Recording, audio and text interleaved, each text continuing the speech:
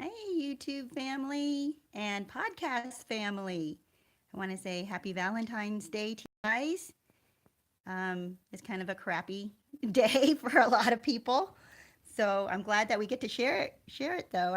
I'm glad that we get to spend this time together because it's better to spend crappy days together when the bad memories and bad experiences tend to envelop you.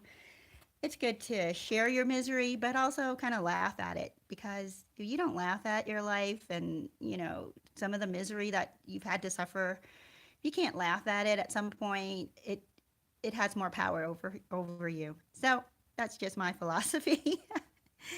Well, you guys, it's so good to see you guys coming on. Oh, you're Eye Off the Tiger. Hello. Good to see you. Yeah, happy Valentine's Day, you guys. I'm so excited to have you today, and especially today because it's Valentine's Day. I'm so super honored that I get to spend it with you guys. So, hope to see more of you guys coming on, but until I'll give you a few minutes to do that. So, right now, I wanted to talk to you about something I got last night in my fortune cookie. I thought it was pretty cool. I thought it was really good. Let me see if I can get it to focus. It says, acting on a good idea is better than just having a good idea. And I just want to share that with you because, you know, it's great that we have good ideas. It's great that we think about good things. It's great that we can even envision our future. That's wonderful. But you know what? We got to act on it. So that's my theme for part of the day today, anyway. Who's this? Lestat. Hello. Valentine's is interesting when you date a borderline. Oh, I bet it cannot be a good day because, borderlines, narcissists, um, yeah, people who are too self focused and too emotionally insecure. It's like you're walking on eggshells. You cannot please them. They're going to go crazy with, oh my goodness, I just thought of something, you guys. I hope this is gonna, let me see what I can do. Sorry, I'm going to turn down my ringer and turn down my alarms. Just realized that that's on. Okay, I think that's good now. I just realized that because I just got an alert.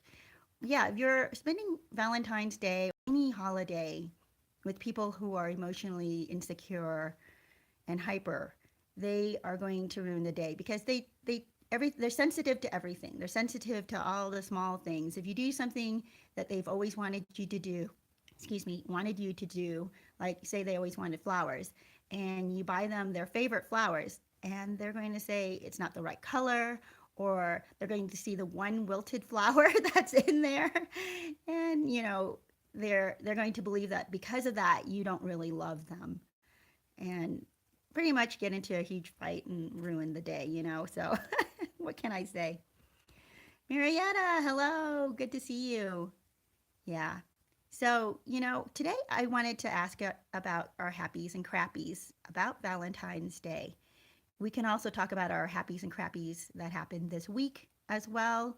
I want to share with you one of my happies, which is I hit 1,700 subscribers. Yay! So that was pretty exciting. I like the number 17. That's a good number. So just wanted to say that's my happy. And I've been praying for you guys. That's another happy because, I've been saying to myself that I wanted to pray for each one of you. And at least if I can't pray for everyone every day, I want to pray for my subscribers, my viewers, those who are listening to my podcast, whoever's hearing my message. I'm praying for you guys because I think that I want to wish you good things. I want good things in your life. I want you to have healing. I want you to know you've got someone in your corner.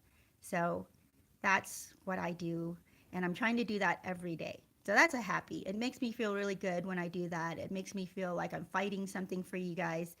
Um, if you all, some believe that there's a spiritual realm, and I do too. I think there is a spiritual realm, and I think that prayer into that spiritual realm, some people might think of it as karma or the universe, or it's all thought of in different ways. But I just want you to know I'm in your corner praying for you. Um, so that's my happy. Let me think about what my crappy. Whoop, sorry, guys, just dropped that. Might be. Oh, I'm missing some. Oh, so sorry. Did not see some of these. Marietta. Oh, Crystal. Hi. Okay. Marietta says, whoa, it's skipping.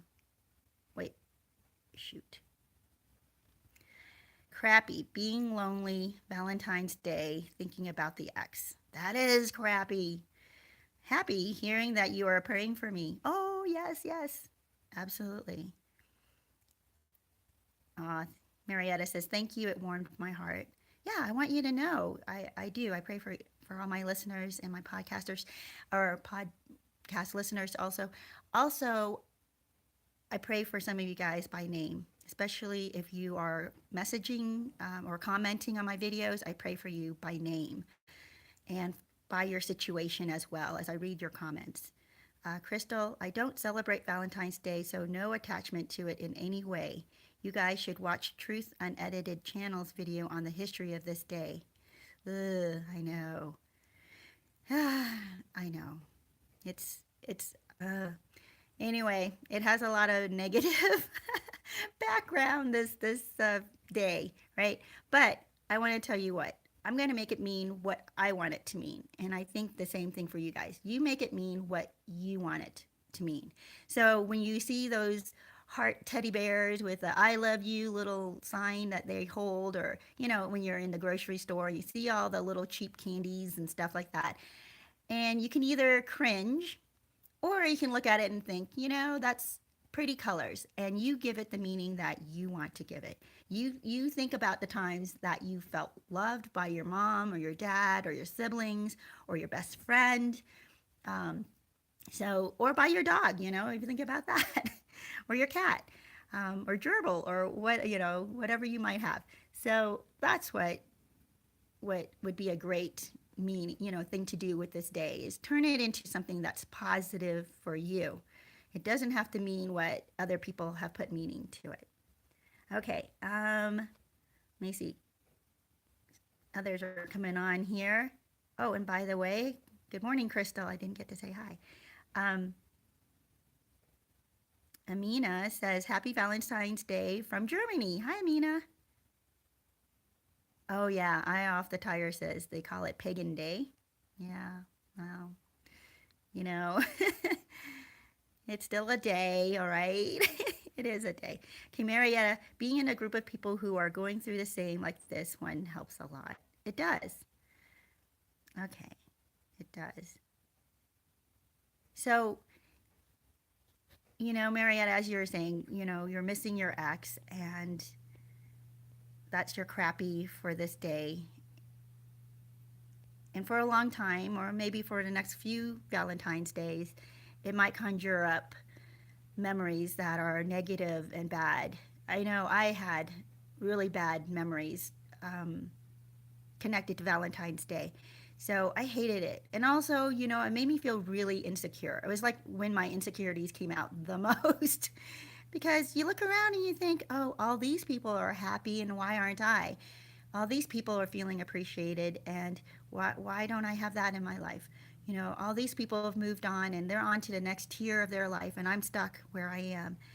And, Valentine's Day seems to be, a competition day where everybody's trying to one up each other, if you will. Even the ones who are in relationships, they compare. You might have had an amazing, beautiful Valentine's Day and it was good for you. Like it was comfortable and you may not have gone out, but you ordered takeout or you ordered delivery and you sat in and had a nice quiet evening with your guy or your girl and you watched a movie.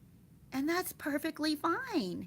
But then you compare it to, the next day you go into work and you hear how, oh my gosh, my boyfriend bought us a weekend in Cozumel, or we're going away to Vegas next weekend, or, oh my gosh, we start to compare and we think, oh, what?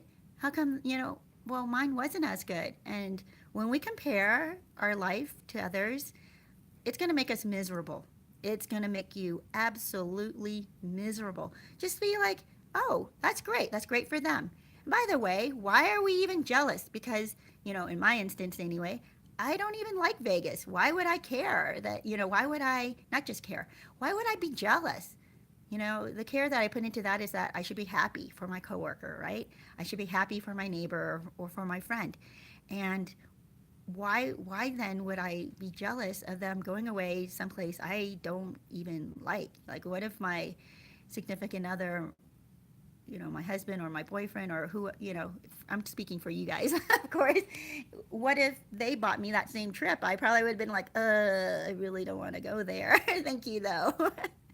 Anyway, the point is, don't compare yourself to others. And today is a really hard day not to do that because it's all about comparison and how much did he love me and did he or she do even better this year than last year. It's all horrible, actually. Okay, I'm missing some comments here. I'm going to go back and take a look. Um, Let me see. Oh, Amina says, be careful today not to get hoovered. That is a very good reminder. Thank you so much, Amina, for that. And yes, they're going to probably send you, if they're alone, if your narcissistic ex is spending this day alone, you might get a text saying, missing you, or hey, what's up, or happy Valentine's Day, or just thinking of you. You know what? Ignore it. Because the reason they're thinking about you is because they want to keep you tethered to them in case they need, hey, maybe they want a booty call tonight. Oh my gosh. And you do not want that. You don't want to reopen that wound. You don't want to be, put yourself back out there to be used again. Uh, Thank you, Amina, for reminding us of the hoovering that happens on Valentine's Day. Crystal says, yes, plus all the consumerism and everything is pretty gross to me. I love that. I love that you said that because let me tell you something. When we think something is beautiful, but in actuality, it's really gross. And I'll give you an example. Strip clubs, okay? The reason I say that is because if you ever see a strip club in the daytime, you walk in there when the lights are on, it is sick and disgusting. It is filthy and sticky and oh my gosh, it's just gross and it's dark and you see everything's like painted black. You know, it's so horrible. And yet at nighttime, the lights come on and they're flashing, and there's a beautiful woman or guy, on the stage. And you think, oh, this is a beautiful place. And you look at their naked bodies and you think they're so attractive. But in reality, it's a really ugly thing that's happening that people who are very emotionally, mentally sick are staring at them. And anyway, it's just a very ugly thing. And the reason I talk about that is because people are so addicted to porn and addicted to, sex, sexual things, strip clubs and stuff like that, and one night stands, and they think that this is fulfilling when actually it's a very ugly thing. It's a very ugly thing in relationships. It's a very ugly thing in society. And I want to share this with you because I recently read an article about somebody doing a quick survey. I don't know that is quick, actually. They did a survey at a university or maybe a few universities. I don't even know. I don't know how scientific it really was. But they asked a bunch of women and a bunch of men to help them with this survey. So they had women come up to men and ask all these men, will you go on a date with me tonight? Or will you have dinner with me tonight? And they had some men do the same thing with, several women. I think it was like 100 or whatever number they had. And they asked the women, would you go out to dinner with me tonight? Well, the women's response, and I should have looked at this article again and looked it up, but I don't remember the exact numbers, but I'm going to give you the gist of it. It was something like, 50% of the women said, yes, I'll go out to dinner with you tonight. And only, I think, 25% or 10%, kind of a low percentage of the men, I think it was 10%, said, yes, to dinner tonight. Then what they had is they had their those who were helping them do the survey, the women go out and ask the men, will you sleep with me tonight? And they had the guys who were helping them do the survey go to the women and ask, will you sleep with me tonight or have sex with me tonight? And lo and behold, 0% of the women said yes, right? So they all said no. And something like 75% of the men said yes. So, okay, I'm not standing by these numbers, but I remember it was a very large percentage. So that's what I'm just trying to give you guys here. The gist is that even on these college campuses, the liberal and free-thinking, open, minded professors, I guess progressive, and they even recognize that this free love, one night stands, hookups, where there's supposed to be no emotional connection, is not a good thing.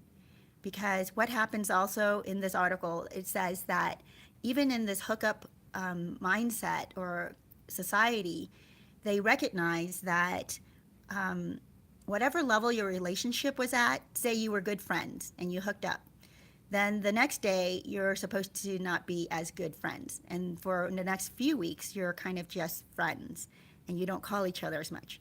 Now, if you were friends and you hooked up, then the next few weeks you're just acquaintances. It's very awkward, right, between you. You don't call each other, text each other, you don't hang out anymore for a while. Say you were just acquaintances and you hooked up.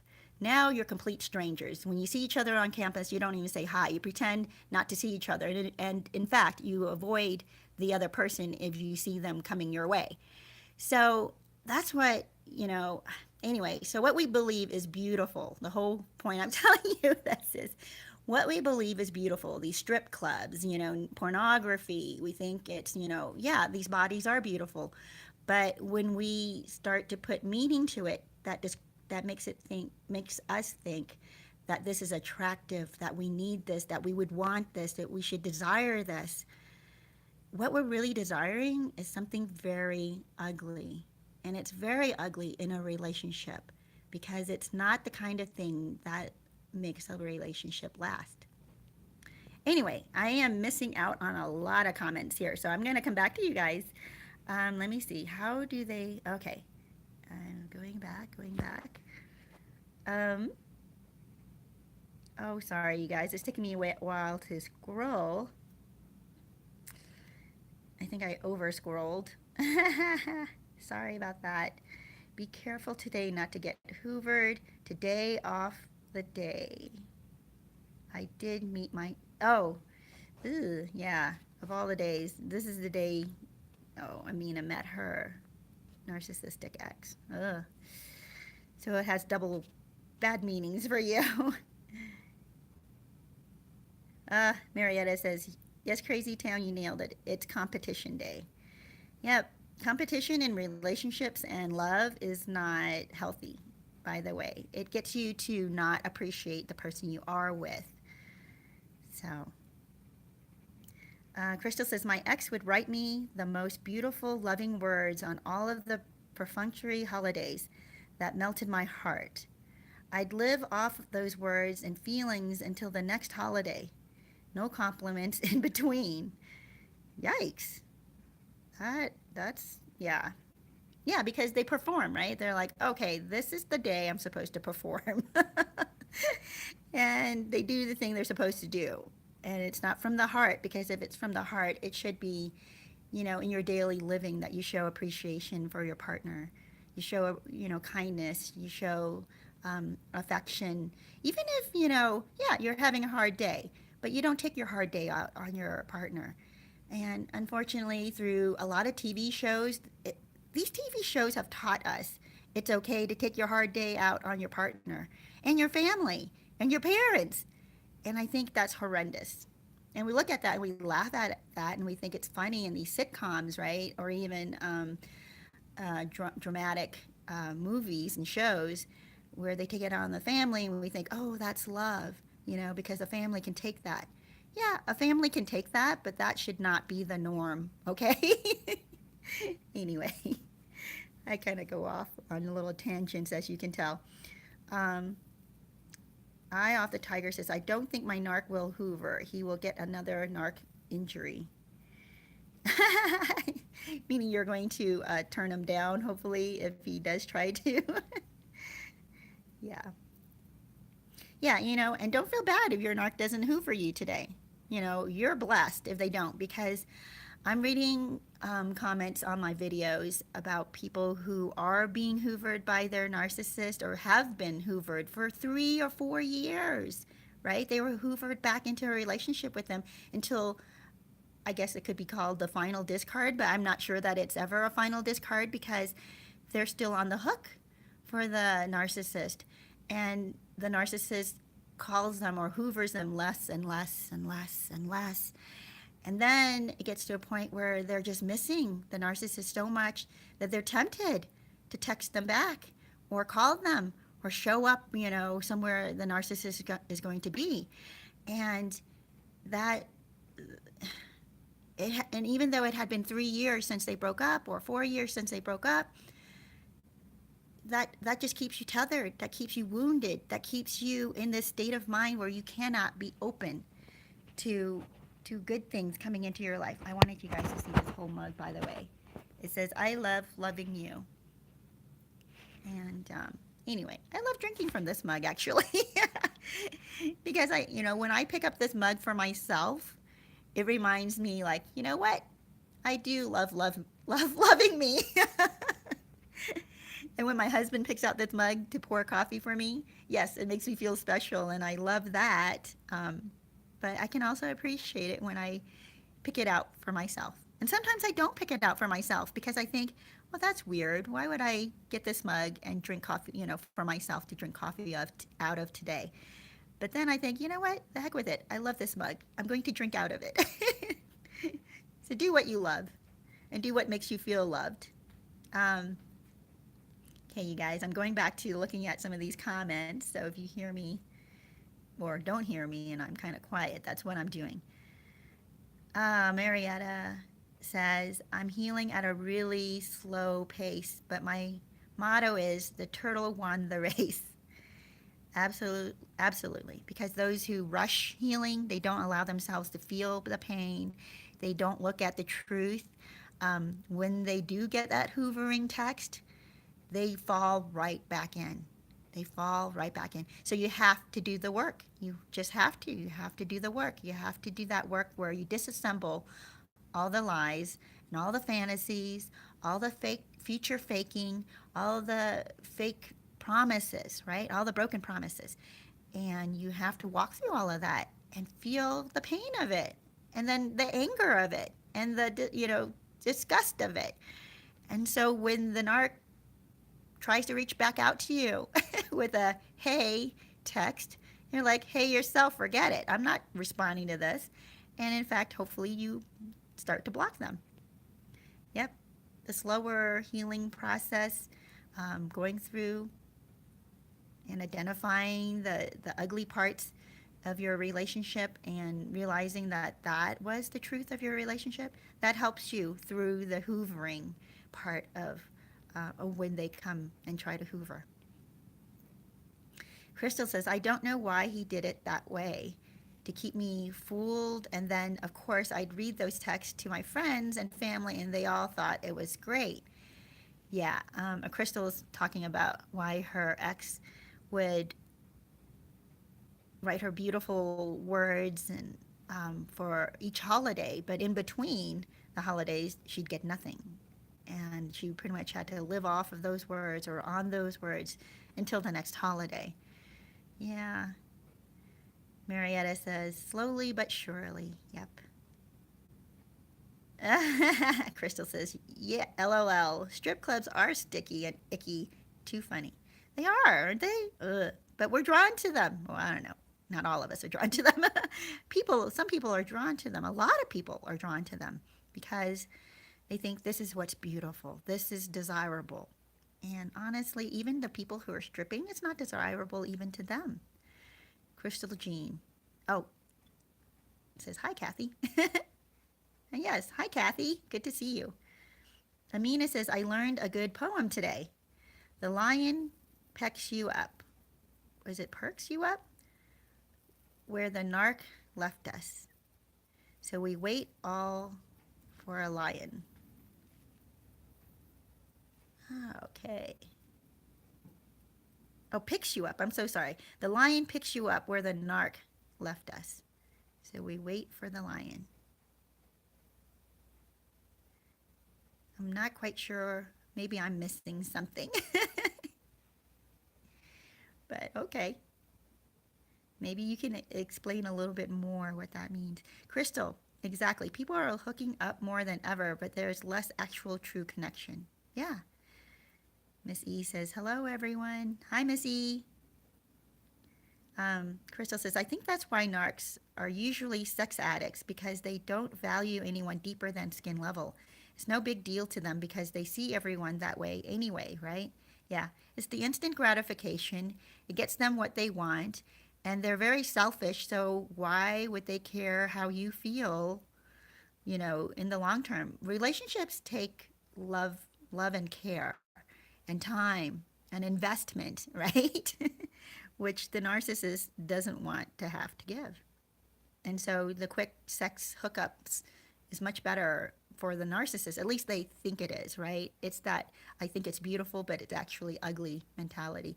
Um, I, I mean, this is going to be kind of graphic for you guys, but I never actually watched The Shining, but I remember seeing clips of it. And there's this one clip where the guy, Jack Nicholson, right? He's in the hotel and he sees this beautiful woman taking a bath, right? She's in the bathtub and she's naked. And he's really drawn to her. He's like, wow, so he starts walking towards her. And okay, now imagine he makes love to her. Not that this happened in the movie.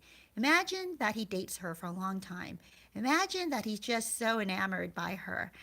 And then one day he sees her in the bathtub again and she stands up. And this is what happens in the movie. She stands up and he's like, wow, look at this gorgeous body, right? And he's coming closer and closer. And he gets within like arm's reach of her. And suddenly he sees that she's a corpse. She's a deteriorated corpse. And of course, he freaks out and turns away. She reaches out to him to grab him, and he turns away and runs. And I think that's what a relationship with a narcissist is like. We go into it thinking, oh my gosh, this is so beautiful. This is a dream come true. This is my fairy tale I've always wanted. And you make love to this person and you marry the person. You may even have children with this person. And then they live these double, triple, quadruple lives behind your back and you have no idea, but you still only see this image of this perfect, beautiful, romantic life until it all falls away. That image all falls away, and what you're left with is this devastation of this horrible person who cheated on you and who actually tells you, I never loved you. And you're like, what the heck? What do you mean you never loved me? We were married for 10 years and we have 2 kids together, and what, and all the sweet nothings they whispered to you, and all the times during sex they told you that, they would never leave you and that you're their soulmate. All of that vision comes to, I never loved you. And you're just left devastated because you made love with a corpse. Anyway, isn't that horrible? I'm so sorry to get that ugly, but if you're new to my channel, you'll find out that I watch a lot of crime shows, so maybe I'm a little desensitized, a little bit, not a whole lot, but I do understand reality. But I also want you to see ugliness for what it really is, because we don't want to be drawn in. We don't want to be deceived. Okay, so I want you to actually see the full ugly picture and what you're really drawn to, and especially when they start to hoover you today, you guys. Remember that scene from The Shining. Remember that, don't be drawn in by this beautiful person taking a bath. It's actually a corpse who's reaching out to try to grab you. Anyway, there you go. Missy says, seems like even people in relationships on this day are dissatisfied due to all kinds of expectations. Today is often a big setup for a letdown, so I try not to take it too seriously. Yes, I agree with you. But generations coming up, and it'll live on forever and ever, unfortunately. Those who are new to relationships, those who are in blossoming relationships, they feel the pressure. They feel like they've got to do this, because if they don't, then the other person's going to feel neglected. The other person's going to put the meaning, that to this day, that if my partner doesn't do something for me, then they don't love me. And we have to stop putting meanings to things like that, okay? Anyway, Kathy, Crystal, yeah, no longer have a libido. My mojo is broken. Oh, no. Kathy, it'll come back.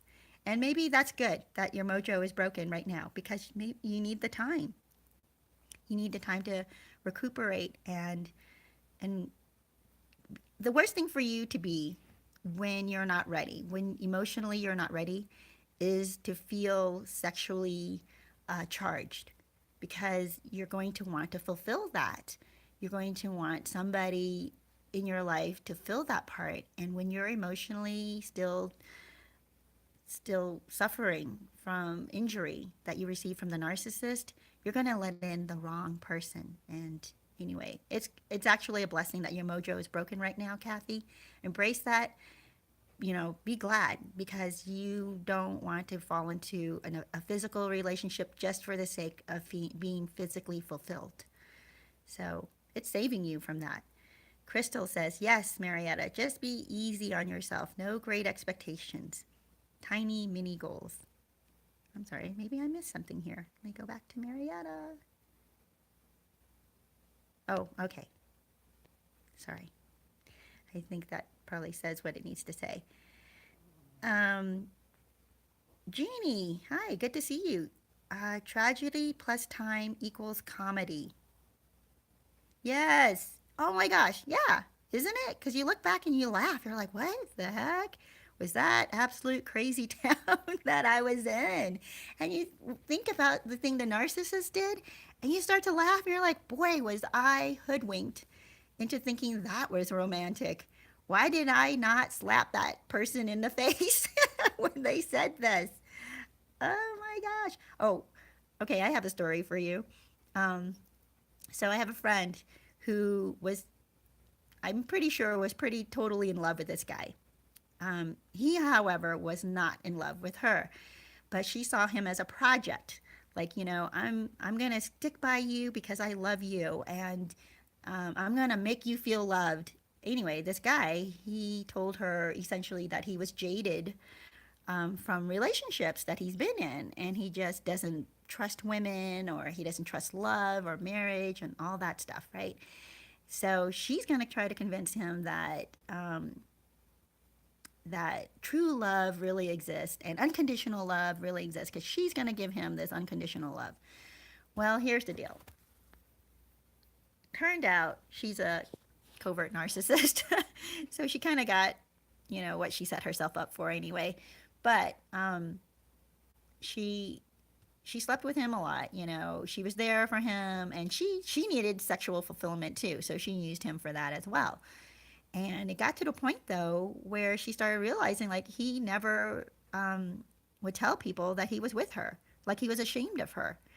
So that made her feel really bad and used, and yet she kept going back to him because she's convinced that, well, to tell the truth, she wanted to marry him at some point. He was pretty well to do. I think he was financially the most stable and best off that she's ever been with. So that's why I say that covert part of her, that's why she latched on to him.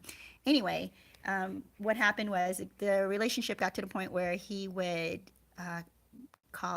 make booty calls to her. And she didn't realize it at first that that's what they were. They were booty calls. He'd call her 10, 11 o'clock at night, or, text her, hey, what are you doing? And want to come over? And they'd end up having sex, and he's good, and then he wants her to leave. I'm like, what the heck are you doing? Now, I wasn't very good friends with her during this period of her life. I didn't know this guy.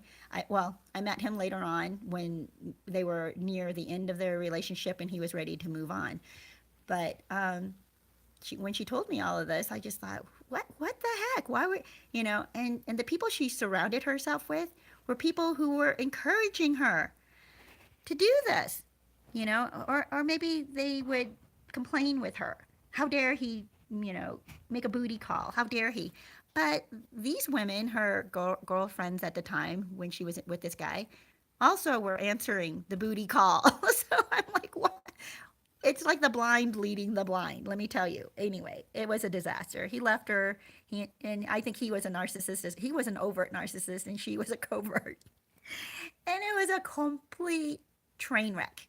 Anyway, he ended up leaving her for somebody else who had status and a lot of money. So, and he had told her he was jaded on relationships and stuff like that. And he never let people know that he was in a relationship with her. They were together for, I think, 2 years. It was insane. And then this new relationship, boom, right away. Rich woman, status, opens up all kinds of things for him.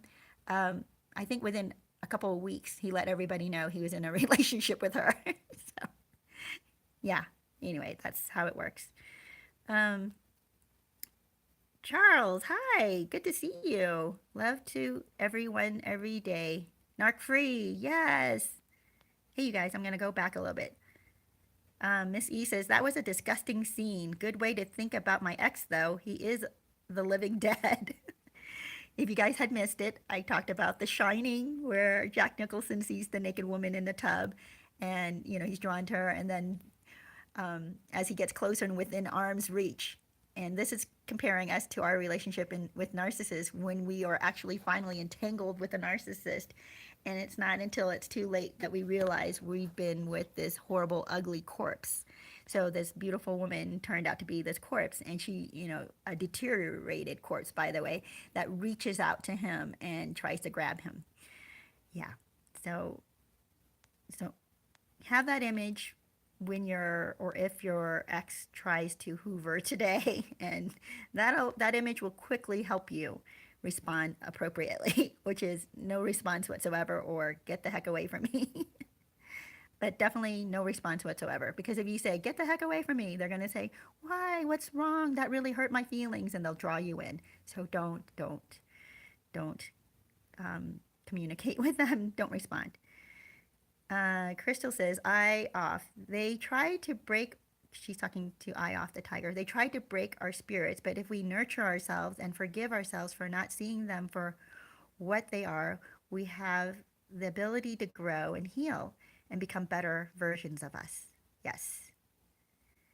Wait, did I also miss something? Oh, Eye Off the Tiger says, literally sleeping with the enemy. Yes. Kathy says, yes, after a short while, he was definitely a dead leg. Eye Off the Tiger says, yes, run. I'm sorry, I'm reading the things backwards because I'm just scrolling back. Okay, here we go. I'm coming back to trying to catch up here with oh, who's this? See if I can, Merle, I cannot even, I'm sorry, I can't pronounce this right. Merlery M. Why sex is used as a weapon and uses me for my money. Yeah, it's true. That's what narcissists do. Even if you don't have a lot of money, they'll use it because and they have money, they'll want you to spend your money on them. It's really awful. So, yeah, if a person values you, they won't do that. They won't make you. I know in today's age for the women's movement and everything, we want to be equal and all that. And yeah, we want to treat our men well, by the way, and we want to treat them to dinners and nights out and movies and dates and stuff like that. And absolutely do that.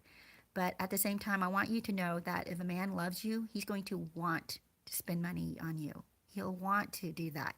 And you can say, no, it's my turn because I want to spend money on you. I want to lavish you tonight. So, make it mutual. But know that if a person loves you and if you love that person, you're going to want to take care of them and they're going to want to take care of you. So just to let you guys know. Okay, let me see. Crystal says, Merle, it's all the narc's bag of tricks, but you'll never understand because they're different entities from us. Yeah, it is. They use sex as a weapon. They draw you in because sex is very, very intimate. It really is. It's meant to be it's meant to be something that draws people into a covenant, draws people into a relationship that's supposed to be safe because you're not supposed to have sex with everybody. Like you're supposed to only have sex with the person that has your back, the person who loves you more than anybody else can love you.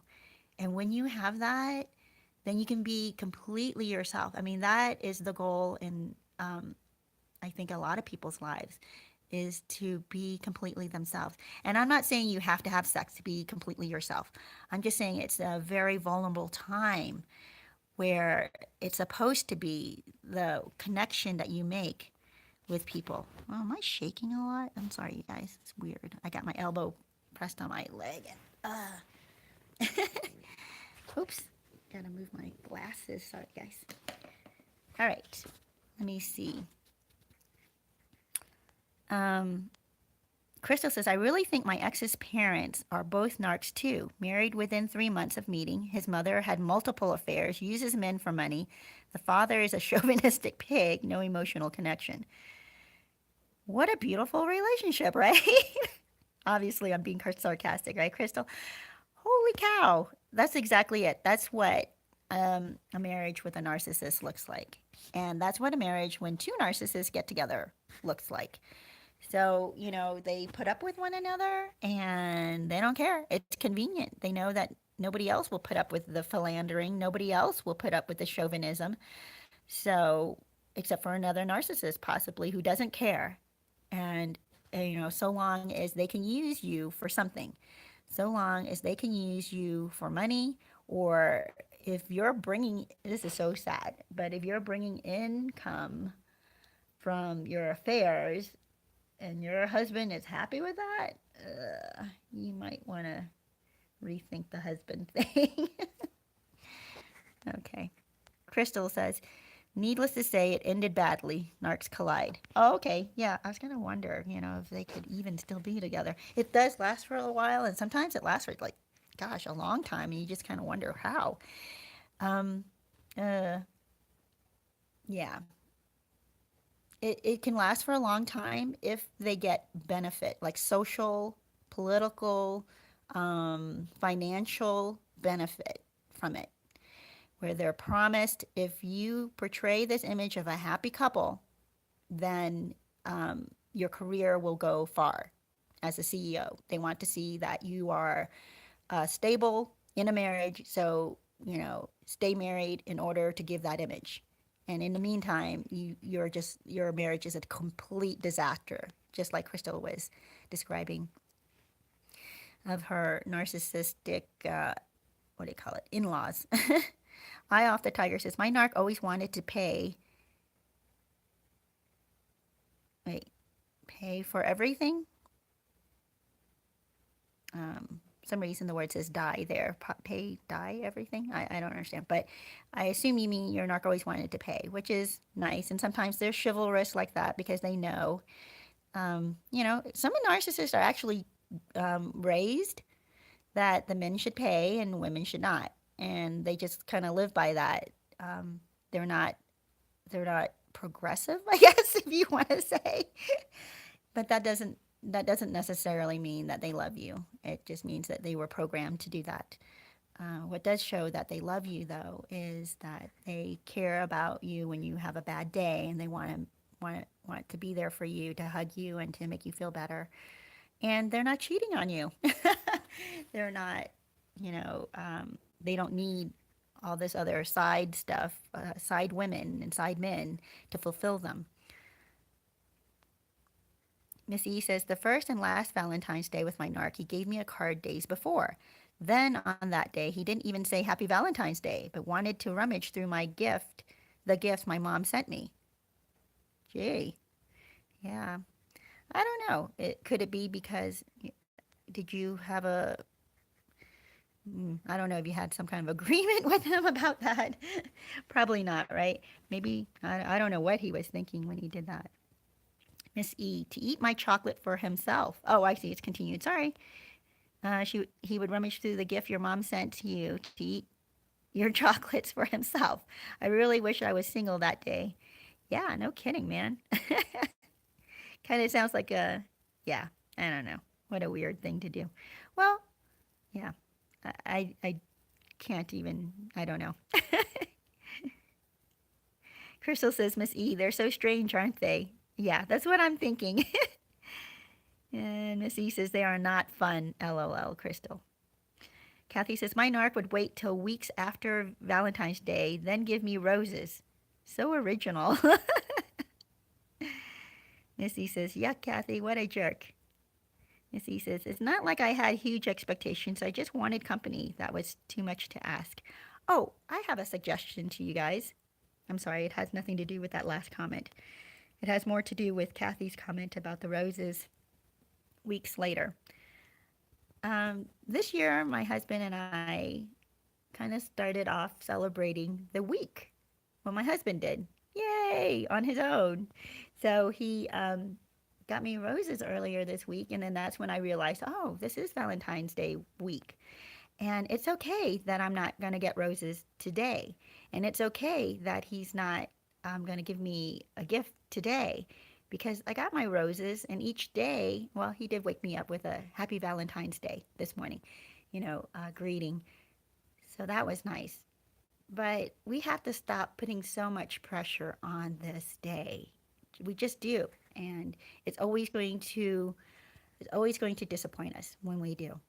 I kind of liked how we handled this week and this year much better because I didn't expect anything. In fact, I wasn't even paying attention to the fact that Valentine it was coming up. I mean, I kind of knew a few weeks ago that it was coming up, but then even this morning when I woke up, I wasn't thinking, well, is he going to say it to me? Is he going to say it to me? It's better if we just don't even think about it. And if it happens, great. If not, let's just move on. That's why I don't like Valentine's Day because we read way too much into it. Miss E says, it's not like I had huge expectations. I just wanted company. That was too much to ask. Narcissists do not make good company, by the way. I mean, they're great to spend some time with, but they want to be fed. They want to be energized by you. Eye off the tiger. He was very generous. Oh, that's good. Except, you got to be careful there because, I have some viewers who feel like, well, my narcissist was generous and did all these good things, but they cheated on me all the time. And they told me they couldn't stay in a relationship with me. Or they were abusive towards me physically. And I'm like, well, what the heck? They can be generous and they can be thoughtful, but if they're abusive towards you, no, that's not good. Or flame out on you like crazy. No, that's not good. You got to be careful of what you're willing to accept, the kind of abuse we're willing to accept. Let me see. Crystal says, oh yeah, I was the perfect little wifey, kept safely at home, raising his wonderful kids. We were part of his mask, make him look great to the outside world. He climbed the success ladder very quickly. Oh my gosh, Crystal. Right? Exactly. That's why I'm trying to say that narcissists will stay married if it serves them. If it serves their image and that image helps them in their career or financially or socially. It's just absolutely nuts. And I'm sorry that you went through that and realized that that's what happened. Yeah. I off the tiger. Yes, on purpose. Okay. Missy, but he was a jerk at home, right, Crystal? Um, let's see.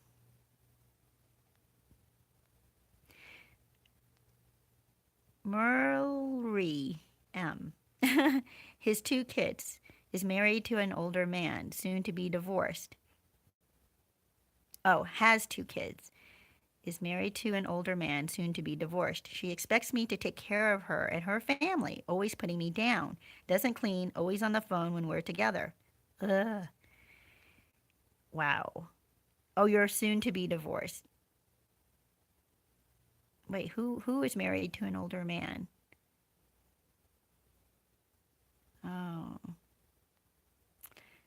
I'm trying to understand this, but yeah, it does not sound good, Merle, that she's always putting you down. The heck with that.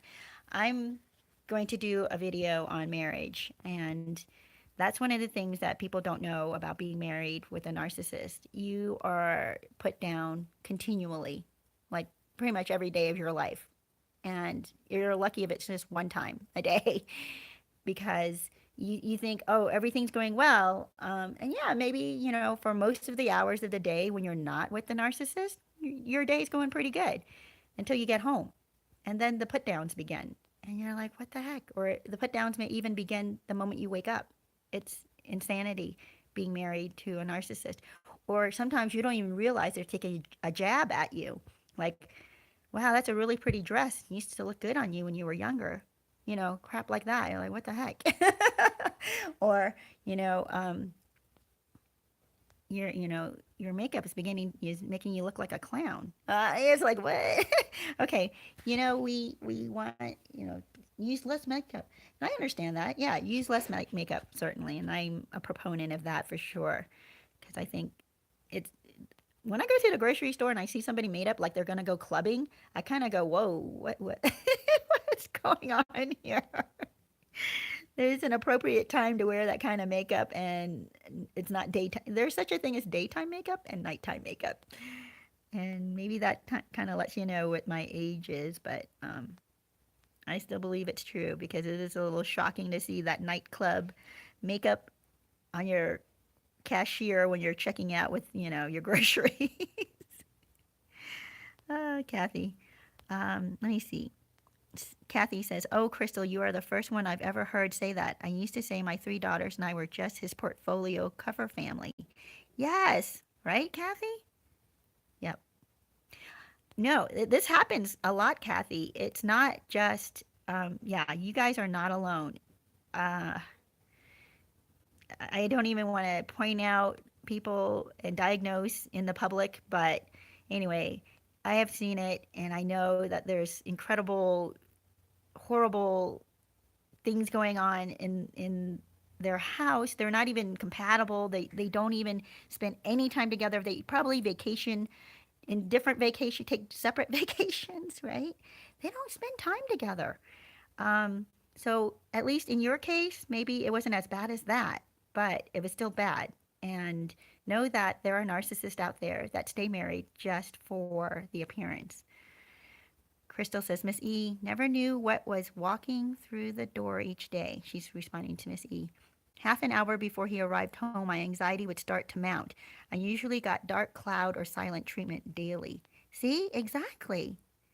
I have viewers who are dating or have dated narcissists and they never got married. And the narcissist marries the very next person that comes along, right? So they think, they feel jealous that they didn't get the proposal, they didn't get the marriage. And I'm like, whoa, no, you're not. Don't be jealous. You are blessed that they did not marry you. Okay, Merle says she is, but is not the father of the children. Okay. You're not the father of the children. Oh, the old guy's not the father of the children. Miss E says, oh, I know that pain of anticipation. You never know what they are going to do. Yeah, it's living on eggshells. Miss E, usually when things were going well is when he would put me down, call me names to destabilize things. Yes, because they don't like to see you happy. That's what I mean about, with a partner that actually cares about you. They're going to want good things for you. They're going to be happy when good things happen for you. They're going to be happy when you get a promotion. They're going to be happy when you get good fortune. They're going to be happy for you when things go well. But narcissists are going to put it down. Oh, that's all? That's all you got as a raise? Or, oh, what does that promotion include? Does that include this and this? No, it doesn't. Well, then that's not much of a promotion. They'll put down even your successes. It's like, what the heck? And oh, I'm missing a couple of things here. Sorry, guys. Miss E says, usually when things were going well is when he would put me down. Oh, I just read that. Sorry. Crystal says, Miss E, responding to Miss E, he would ignore me until I got mad or upset. Then he'd be in a great mood. We'd be sitting at the dinner table, me fuming, him smiling and joking with the kids. He'd ruin the energy in the house. Yes. Oh my gosh. I want to tell you what that is. By the way, that's him manipulating you in order to make the kids think that you're the bad guy. Yeah, it's absolute crap. So, oh, it's just so awful. They are so unstable emotionally, narcissists are, that they will make you crazy. Missy says, I got the dark cloud silent treatment daily too.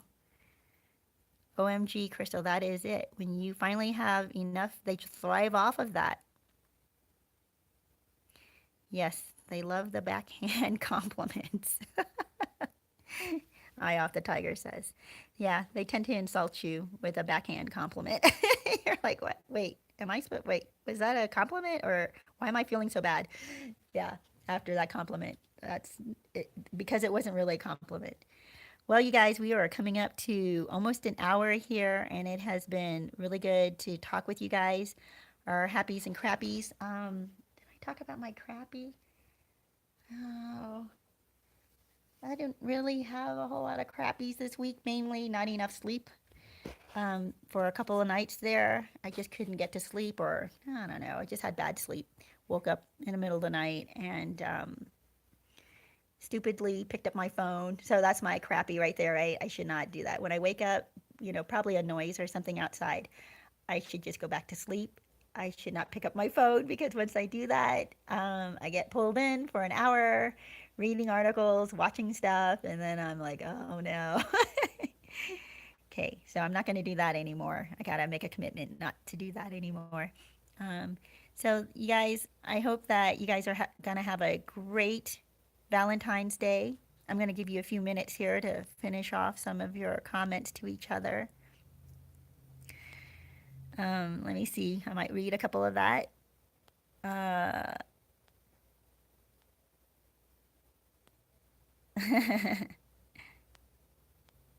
Kathy says, oh, that's it, Oscar. Are you referring? Yeah. This is my little guy, Oscar, right there.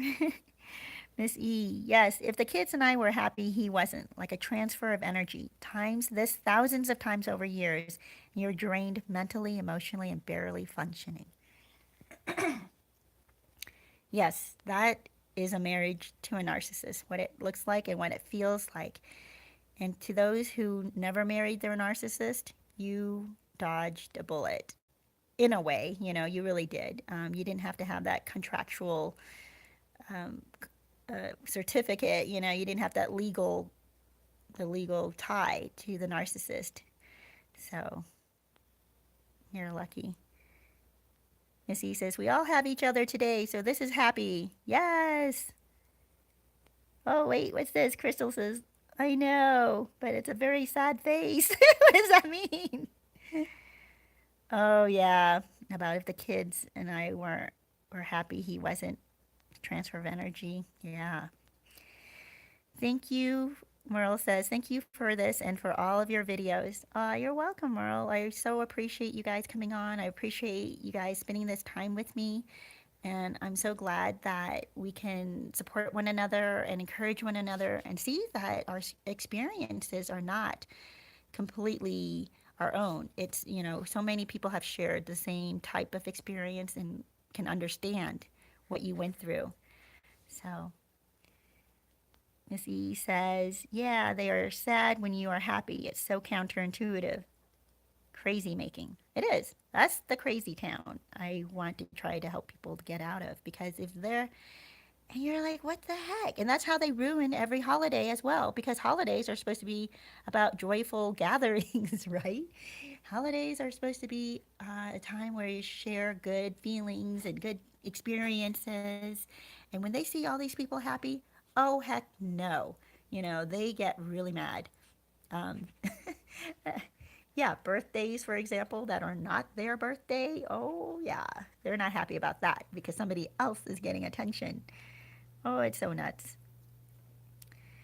Missy says, so good to see everyone. Hang in there. Yeah, you guys.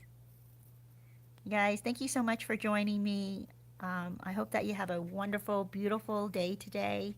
Remember the image of the shining, the beautiful woman in the bathtub. If your narc should text you today to hoover you back in, remember that that woman turned out to be a decomposing corpse, okay?